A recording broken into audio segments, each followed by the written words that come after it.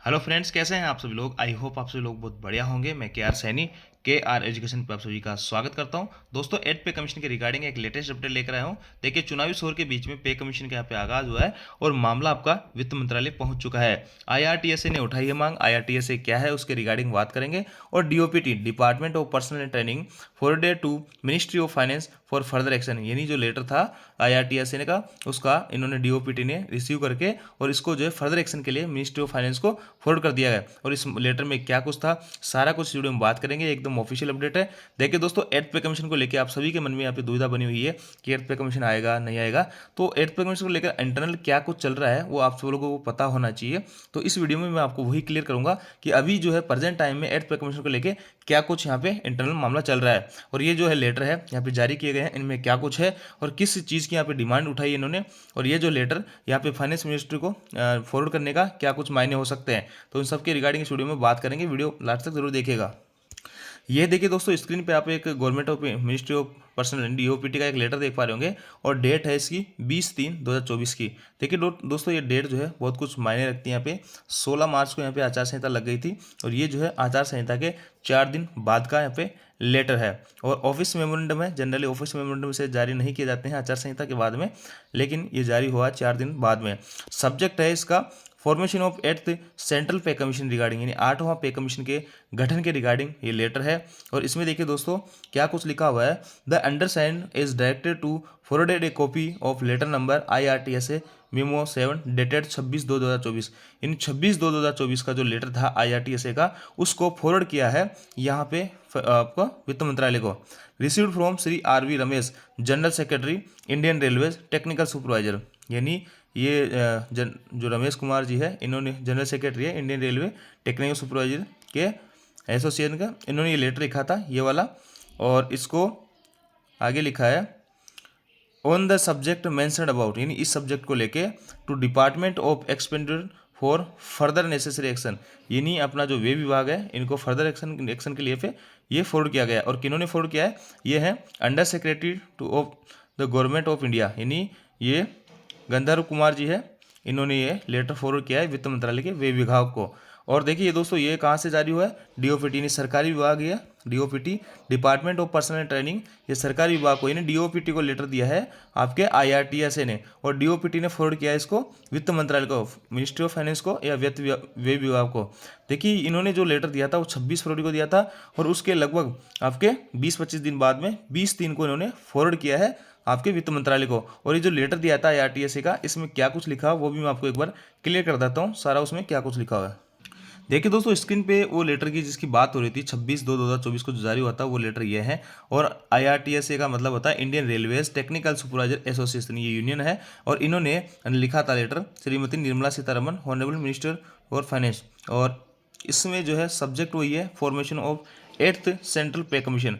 इसमें बहुत सारी चीज़ें लिखी हुई है, मैं आपको समराइज करके बता देता हूँ। और इससे पहले मैं आपको क्लियर कर देता हूँ कि इसके अंदर उन्होंने जो पे कमीशन पहले आ चुके हैं, तीसरा, चौथा, पाँचवा, छठा और आपको जो 7वां और इस बार 8वां आने वाला, तो इनमें क्या कुछ था। जैसे कि 3rd CPC के अंदर इन्होंने कहा recommendation for certain of a stabling body of pen cadre management, यानी ये चीज़ की मांग, ये चीज़ लागू की गई थी। 4th CPC के अंदर CPC recommended for forming a permanent to undertake periodically review of the pay allowances and consult conditions of service of the central government employ, ये चीज़ लागू करने की यहाँ रिकमेंड किया गया था। आपके 5th CPC के अंदर रिकमेंडेशन फॉर एनुअल पे रिवीजन, यानी प्रति वर्ष जो है आपका पे रिवीजन करने की बात की गई थी। परमानेंट पे कमीशन, एक परमानेंट पे कमीशन बनाने की बात की गई थी।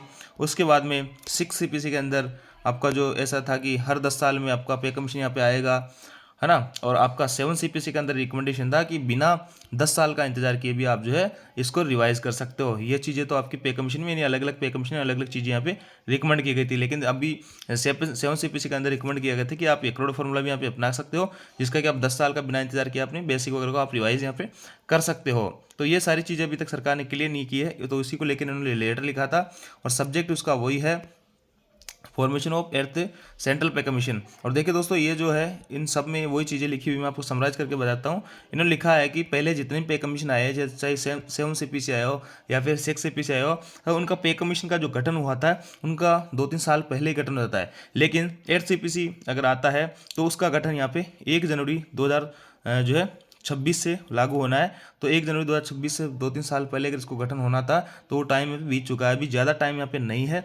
तो पे कमीशन यहाँ पे जल्दी से जल्दी यहाँ पे गठन किया जाए ताकि उसको सही तरह से टाइम मिल सके और वो जो पे वगैरह में जो विसंगतियाँ हैं उनको, पे और पेंशन में विसंगतियाँ, उनको समय रहते दूर किया जा सके। तो उसी को लेके इन्होंने सरकार से या जवाब मांगा है कि इस चीज़ को क्लियर किया जाए कि पे कमीशन वगैरह का कब आएगा, क्या कुछ आएगा। तो इस लेटर को इन्होंने DOPT को, department of personal department training को दिया था और उन्होंने जो है एक्सपेंडिचर यानी जो वे विभाग है अपना, वित्त मंत्रालय, उसको इस लेटर को फॉरवर्ड कर दिया गया है। तो ये इंटरनल कुछ ना कुछ इस पर बात चल रही है। आपको क्या लगता है, क्या कुछ हो सकता है, क्या 8th पे कमीशन वगैरह मिल सकता है? देखिए दोस्तों, 8th पे कमीशन इसमें मिले या नहीं मिले, लेकिन इंटरनल जो खबरें चल रही है वो आप सभी लोगों को पता होना चाहिए कि 8वां पे कमीशन जो है उसको लेके क्या कुछ इंटरनल मामला चल रहा है। क्या बेसिक और पे को रिवाइज किया जाएगा या फिर जो है इनको मर्ज किया जाएगा? देखिए, मैंने पहले भी बार बार आपको कहा है, सरकार के पास में 2 ऑप्शन है, या तो 8th CPC लाए या फिर जो है आपका बेसिक और DA को यहाँ पे मर्ज करे। तो मेरे हिसाब से जो ईजी रहेगा वो बेसिक और DA को मर्ज करने वाली बात ही रहेगी। और ये चीज़ जो है कहीं ना कहीं सही तरीके से फिट भी बैठ रही है, क्योंकि आपका जो AICPN के जो आंकड़े हैं वो भी इस बार जारी नहीं किए गए हैं। फरवरी माह के बहुत सारी चीज़ें हैं जो इन चीज़ों को इंगित कर रही है कि यहाँ पे बेसिक और डी आपका मर्ज हो सकता है। लेकिन दोस्तों, ये जो है जुलाई अगस्त, जो जुलाई रहेगा उसी 31 जुलाई तक आपको क्लियर हो पाएगा कि बेसिक और डी आपका मर्ज होगा या नहीं होगा। और 8 CPC आती है तो उसका भी गठन यहाँ पर जल्दी आपको कुछ ना कुछ इनपुट यहाँ पे जरूर मिलेगा। तो आपको क्या लगता है कि 8 CPC आएगा? ये कुछ लेटर थे, मैंने तो आपको इतना बताया कि ये जो मामला क्या कुछ चल रहा है ये आप सभी लोगों को पता होना चाहिए 8 CPC को लेके। बाकी आपको क्या लगता है कमेंट करके जरूर बताइए। Thank you.